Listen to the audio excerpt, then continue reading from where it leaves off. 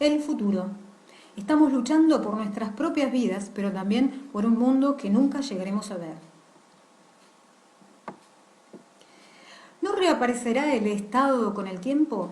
La mayoría de los ejemplos citados en este libro ya no existen y algunos solo duraron unos pocos años. Las sociedades sin Estado y los experimentos sociales en su mayoría fueron conquistados por las potencias imperialistas o reprimidas por los Estados. Pero la historia también ha demostrado que la revolución es posible y que la lucha revolucionaria no conduce inevitablemente al autoritarismo. Las ideas revolucionarias autoritarias como la democracia social o el marxismo-leninismo han sido desacreditadas en todo el mundo, mientras que los partidos políticos socialistas continúan siendo parásitos que chupan las energías vitales de los movimientos sociales, vendiendo previsiblemente sus distritos electorales cada vez que llegan al poder. Una mezcla diversa de horizontalidad, indigenismo, autonomismo y anarquismo han llegado al primer plano en todas las emocionantes rebeliones sociales de la última década. Las revueltas populares en Argelia, Argentina, Bolivia y México, el autonómen en Italia, Alemania y Dinamarca, la de los estudiantes y los insurgentes en Grecia, la lucha de los agricultores en Corea y el movimiento antiglobalización de Países Unidos en todo el mundo, estos movimientos tienen la posibilidad de abolir el Estado y el capitalismo en medio de las crisis de los próximos años.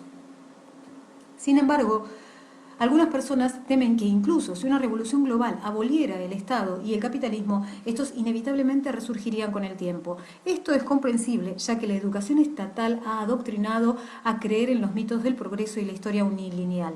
La idea de que solo hay una narrativa global y que conduce inexorablemente a la supremacía de la civilización occidental.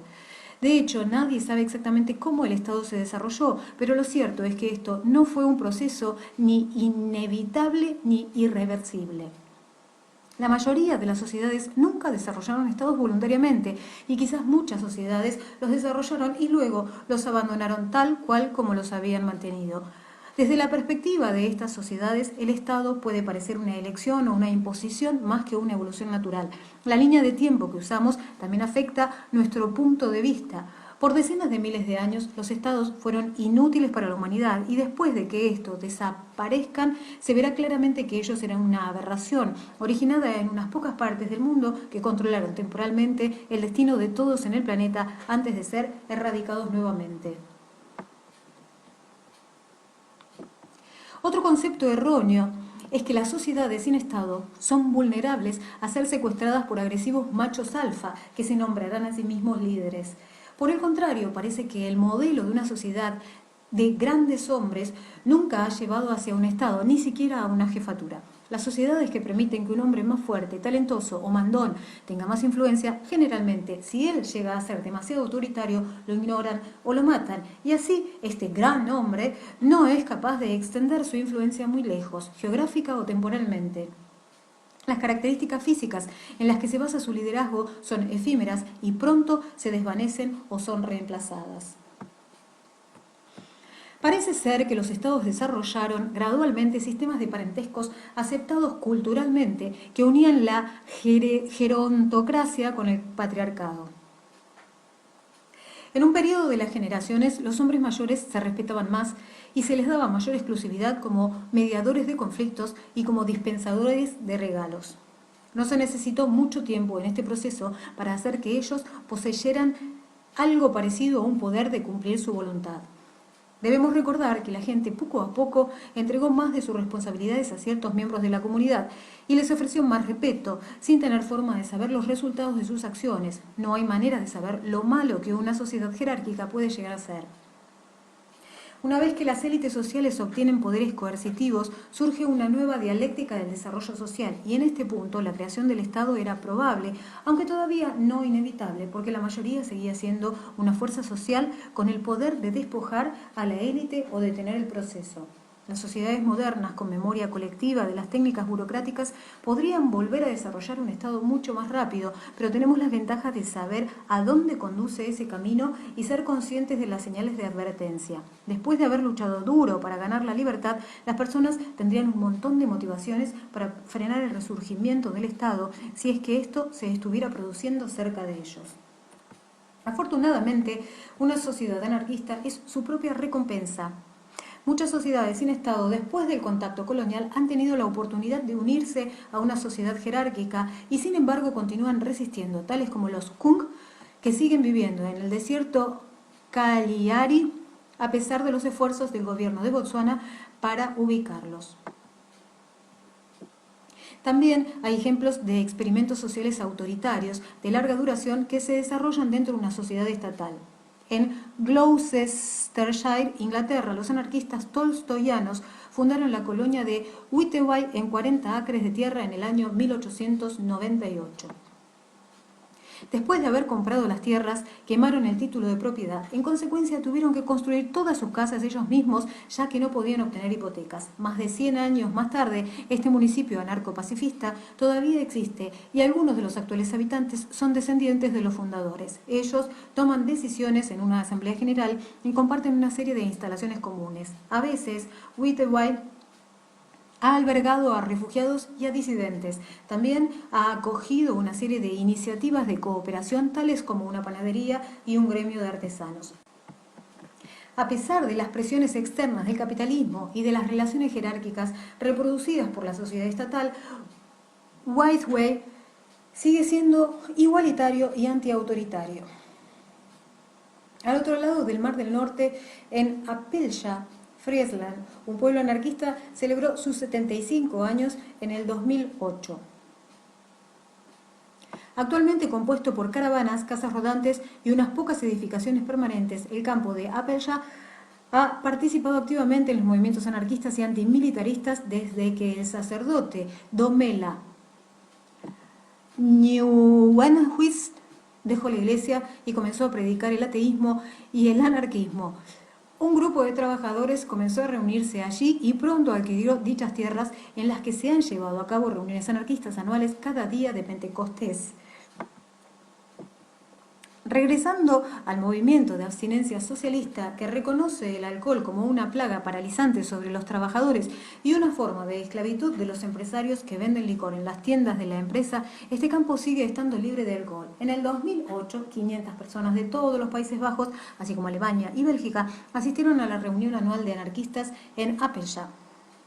Se unieron a los anarquistas que viven allí todo el año para realizar un fin de semana de talleres y discusiones sobre temas como el pacifismo, la liberación animal, la lucha contra el fascismo, el sexismo dentro del movimiento, la salud mental y la campaña que mantuvo a los Juegos Olímpicos fuera de Ámsterdam en el año 1992. Había programas para niños, presentaciones sobre la historia del campo, comidas comunales y suficiente entusiasmo en el aire para prometer una nueva generación de anarquismo en la región. Otros proyectos anarquistas también pueden sobrevivir 100 años. Las sociedades específicas, comunidades y organizaciones no necesitan ser grabadas en piedra. Los anarquistas no necesitan adoptar medidas restrictivas para preservar las instituciones a expensas de sus participantes. A veces, lo mejor que una comunidad u organización puede hacer por sus participantes es permitirles seguir adelante.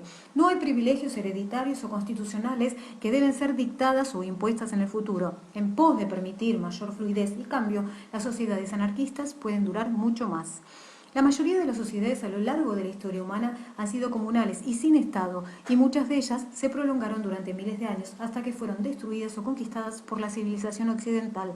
El crecimiento y el poder de la civilización occidental no eran inevitables, sino más bien fueron el resultado de determinados procesos históricos que sin duda dependen de la coincidencia geográfica. Los éxitos militares de nuestra civilización pueden parecer probar su superioridad, pero incluso en ausencia de resistencia, los problemas endémicos de nuestra civilización, como la deforestación y el cambio climático, podrían acarrear su desaparición, revelando ser un fracaso total en términos de sustentabilidad. Otros ejemplos de sociedades jerárquicas insustentables, desde los sumerios a la isla de Pascua, muestran la rapidez con que una sociedad aparentemente en su cúspide puede colapsar.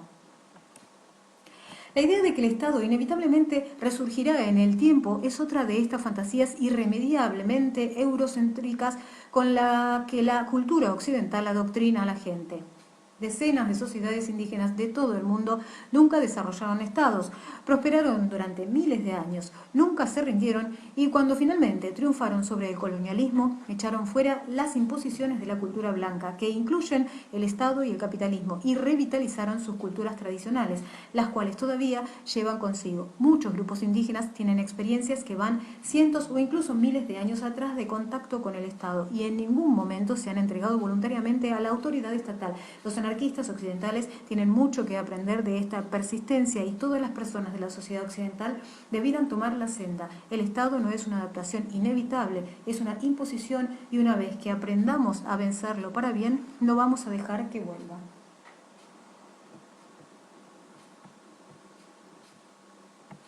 ¿Qué pasa con otros problemas que no podemos prever? Las sociedades anarquistas se enfrentarán a problemas que no pueden enfrentarse ahora, del mismo modo que se encontrarán con dificultades que pudimos predecir, pero no podrán resolverlas sin lo ofrecido por el laboratorio de revoluciones de la historia. Sin embargo, uno de los muchos errores del Estado es la neurótica suposición de que la sociedad es perfectible, que es posible elaborar modelos que solucionen todos los problemas antes de que ocurran. La fabricación de leyes que evalúen caso por caso y el favorecer el sentido común al mantener un ejército permanente o el garantizar los poderes de emergencia de la policía en forma permanente son todos derivados de la paranoia del estatismo. No podemos ni debemos atar las contingencias de la vida a un modelo. En una sociedad anarquista tendríamos que inventar soluciones totalmente nuevas para problemas totalmente impredecibles.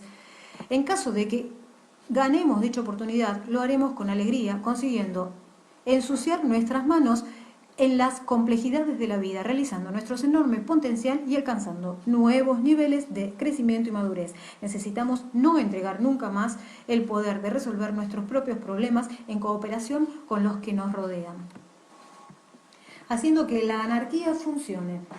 Hay 1.000.000 de maneras de atacar a la red de estructuras de poder y opresión interconectadas y crear la anarquía. Solo tú puedes decidir qué camino tomar. Es importante no dejar que tus esfuerzos se desvíen hacia cualquiera de los canales construidos en el sistema para recuperar y neutralizar la resistencia, tales como solicitar los cambios a partir de un partido político, en lugar de hacerlo tú mismo, o permitir que tus esfuerzos y creaciones se conviertan en materia primas, productos o moda. Para liberarnos nosotros mismos tenemos que recuperar el control sobre todos los aspectos de nuestra vida, nuestra cultura, nuestro ocio, nuestras relaciones, nuestras viviendas, educación y salud, la forma de proteger a nuestras comunidades y la producción de alimentos, es decir, sobre todo. Sin quedarte aislado solo en un tema de campañas, averiguar dónde están tus propias pasiones y habilidades, qué problemas te preocupan a ti y a tu comunidad y lo que puedes hacer tú mismo. Al mismo tiempo, mantenerse al tanto de lo que otros están haciendo para poder construir mutuamente, estimulando relaciones de solidaridad.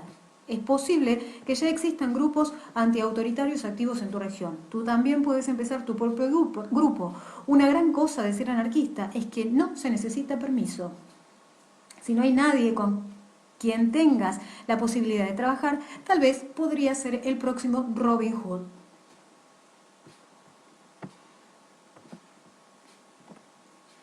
Posición que ha estado vacante durante demasiado tiempo. O si es demasiado grande un objetivo, comenzar con algo pequeño como hacer grafitis o murales, distribuir literatura o ejecutar un pequeño proyecto. Di hasta que hayas acumulado cierta experiencia y confianza en tus propias capacidades y conozcas otras personas que quieran trabajar a tu lado. La anarquía se desarrolla en la lucha contra la dominación y en cualquier lugar donde exista opresión existirá también resistencia. Esta lucha no necesitan llamarse a sí mismas anarquistas para ser caldos de cultivo para la subversión y la libertad. Lo importante es que las apoyemos y las hagamos más fuertes. El capitalismo y el Estado no serán destruidos si nos relegamos a la creación de maravillosas alternativas. Hubo un tiempo en que el mundo estaba lleno de alternativas maravillosas y el sistema sabe muy bien cómo hacerlo para conquistarlas y destruirlas. Independientemente de lo que creemos, tenemos que estar preparados para defenderlo. Ningún libro por sí solo es suficiente para explorar todas las posibilidades de la revolución anarquista. Aquí hay varios otros que pueden ser útiles. En cada capítulo, el autor deja una lista de lecturas recomendadas que serán publicadas por escrito en la publicación de cada video. Funciona cuando hacemos que funcione. Las numerosas personas que conspiraron para traspasar estas historias rebeldes al papel y ponerlas en tus manos han sido lo suficientemente consideradas como para proporcionar, mediante el ejemplo, una parte de la anarquía, el libro en sí. Imaginar la red descentralizada, el caos armónico, la confluencia de deseos liberados fue lo que lo hizo posible. Con pasión y determinación, millones de personas dieron vida a las historias que presentamos y muchos de ellos lucharon, incluso más allá del punto de una derrota segura, con la esperanza de que sus utopías pudieran inspirar a futuras generaciones. Cientos de otras personas documentaron estos mundos y los mantienen vivos en nuestras mentes. Una docena más de ellos se unieron para editar, diseñar e ilustrar el libro e incluso colaboraron con la corrección, impresión y distribución. Nosotros no tenemos jefe y nos pagan por hacer esto. De hecho, el libro se vende a precio de costo y nuestro objetivo con la distribución no es hacer dinero, sino compartirlo con ustedes. La editorial era una empresa que suponíamos había que dejar a los profesionales y los libros eran algo que suponíamos había que comprar y consumir. No era algo para nosotros mismos. Sin embargo, nos dimos nosotros mismos el permiso para perseguir este proyecto y esperamos haber demostrado que tú también puedes. Puede ser tentador de presentar tan ambicioso proyecto como un producto final logrado por arte de magia, dejando al lector adivinar cómo lo hicimos y disfrutando de la ilusión de nosotros mismos, pero a veces es mejor que dejar que una inoportuna ráfaga de viento levante las cortinas y revele lo que hay detrás del escenario. Este libro, entonces, resulta no ser diferente de todos los demás ejemplos iluminados en este documento, en que su creación fue también una cuestión de conflicto constructivo. El conjunto de personas responsables de forma inmediata en la publicación no es un círculo homogéneo, sino que incluye grupos editoriales con diferentes modos de funcionamiento y un autor principal para quien la escritura es una actitud individual.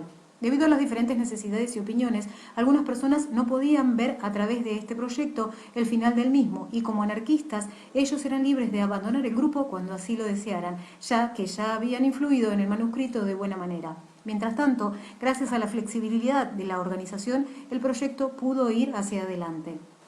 Como el individualista en este grupo, me he desarrollado y aprendido de una manera que no habría podido de estar trabajando en un grupo autoritario. Con un editor tradicional me hubiese visto obligado a ceder cuando apareciera un desacuerdo, no porque me hubiesen convencido de sus puntos de vista, sino debido a que ellos controlan los recursos y podrían haber determinado si el libro se imprimía o no.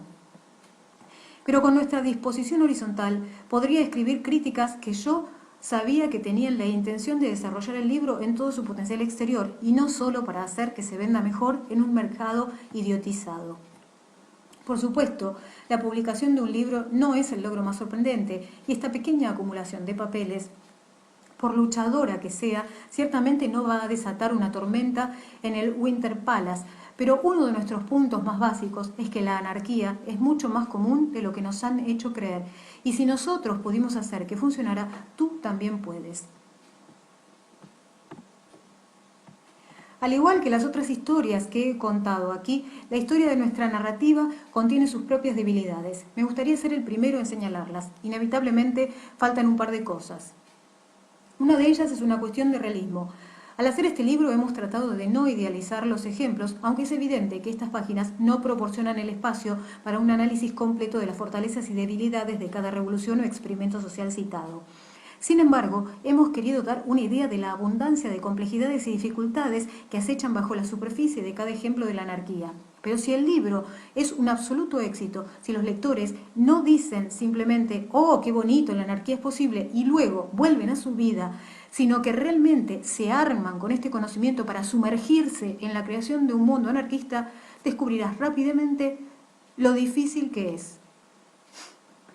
La verdad es que a veces la anarquía no funciona.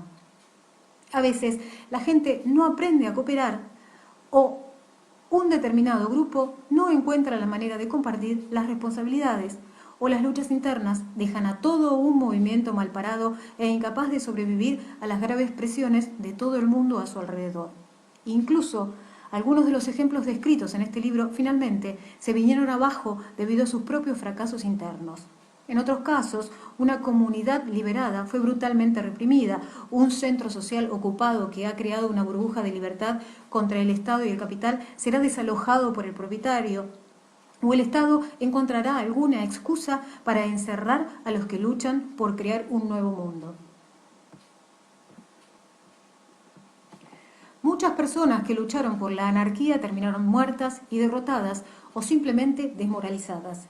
Y sus sacrificios no se celebrarán a menos que nosotros mismos seamos quienes escribamos aquella historia para aprender de sus errores y ser inspirados por lo que ganaron. Otra falla de este libro es que no hemos sido capaces de idealizar estos ejemplos lo suficiente.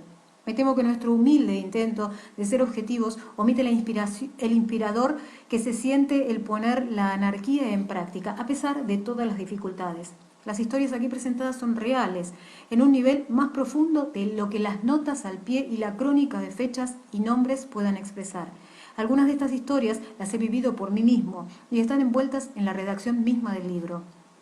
La tediosa satisfacción de organizar infoshops y aprender a utilizar el consenso en desafío al asfixiante terreno psicológico de los Estados Unidos fue mi inspiración para el inicio de un libro sobre lo que en realidad debería ser un mundo anarquista.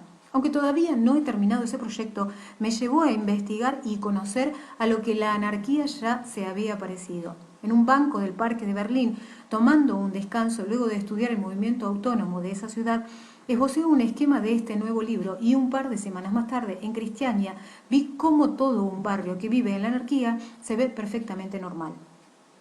Se me ocurrió que podría encontrar muchas más historias de vida si observaba.